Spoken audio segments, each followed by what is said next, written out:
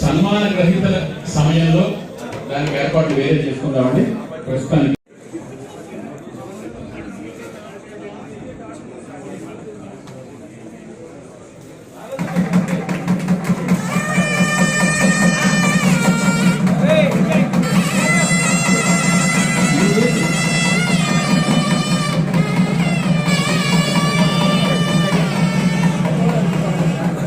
పెద్దవాడు వెంకటరావు గారు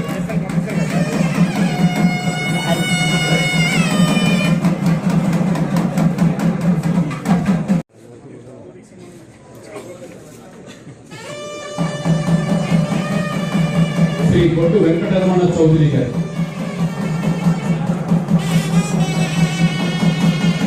శ్రీ నక్కెంటి సుబ్బారెడ్డి గారు గోవిందరాజు గారు ఈనాటి సన్మాన గ్రహీత మనందరి ప్రీతుల నేత నందమూరి తారక రామారావు గారి తనయ సోదరిమణి పురంధరేశ్వరి గారికి, సోదరుడు సహచరుడు జోగేశ్వరరావు గారు, డాక్టర్ గని భాస్కరరావు గారు, రైతులు ఎక్కడ ఉన్నారు? పిల్లలంతా అమెరికా లాంటి ఆస్ట్రేలియా లాంటి దేశాలకు వెళ్ళిపోతున్నారు, హైదరాబాద్కు పూనాకు వెళ్ళిపోతున్నారు. గ్రామాలు ఖాళీ. ఒకనాడు అగ్రహారాలు ఖాళీ అయిపోతే ఇప్పుడు తమ గ్రామాలు ఖాళీ అయిపోతున్నాయి. మళ్ళా గ్రామాలకు వెళ్లాల్సిన అవసరం ఉంది. మన మూలాలు మర్చిపోకుండా ఉండాల్సిన అవసరం ఉంది. ఉమ్మడి కుటుంబ ఆవశ్యకత ఉంది. ఇవాళ పెళ్లి అయితే పెళ్ళాలు తీసుకొని వెళ్ళిపోతున్నాడు కూడా. ఇవాళ ఉమ్మడి కుటుంబాల్లో ఉన్న శ్రద్ధ వ్యక్తిగత కుటుంబాలు ఒక బిడ్డగా, ఒక తల్లిగా, మా అత్తమామలకి కోడలుగా చక్కగా సాగుతున్నటువంటి జీవితం. కానీ అనుకోని పరిస్థితుల్లో నేను ప్రజా జీవితంలోకి రావడం జరిగింది. ప్రజా జీవితంలోకి వచ్చిన తర్వాత నేను వేసే ప్రతి అడుగులో నాకు నా తండ్రి నందమూరి తారక రామారావు గారి ఆశీర్వాదాలు ఖచ్చితంగా వెన్నంటి ఉన్నాయని చెప్పి గట్టిగా ఎందుకంటే రామారావు గారు కాంగ్రెస్ పార్టీకి వ్యతిరేకంగా వారి పార్టీ పెట్టారు. కానీ ఆ పార్టీలోకి వెళ్ళవలసినటువంటి పరిస్థితి నాకు అయినప్పటికీ కూడా ఆ పార్టీలో సైతం ఇందాక పెద్దలు చెప్పారు, చాలా మన్మోహన్ సింగ్ లాంటి వారి పెద్దల లాంటి వారందరూ కూడా చాలా గౌరవించడం జరిగింది. ఎక్కడైతే ఆత్మాభిమానం దెబ్బతింటుందో అక్కడ మనం ఖచ్చితంగా కొనసాగలేదు.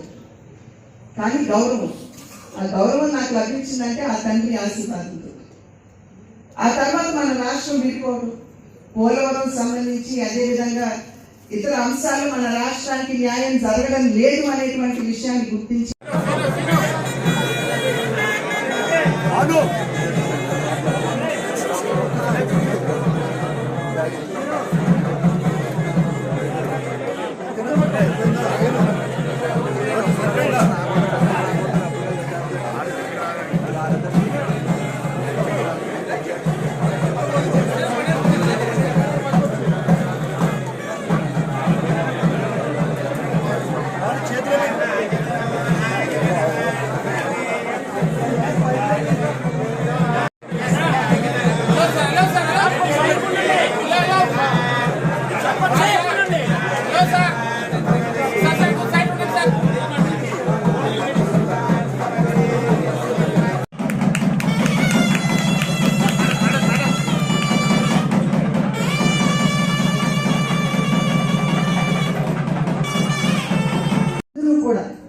సన్మాన గ్రహీతలు అని చెప్పి నేనైతే గట్టిగా విశ్వసిస్తున్నటువంటి మాట.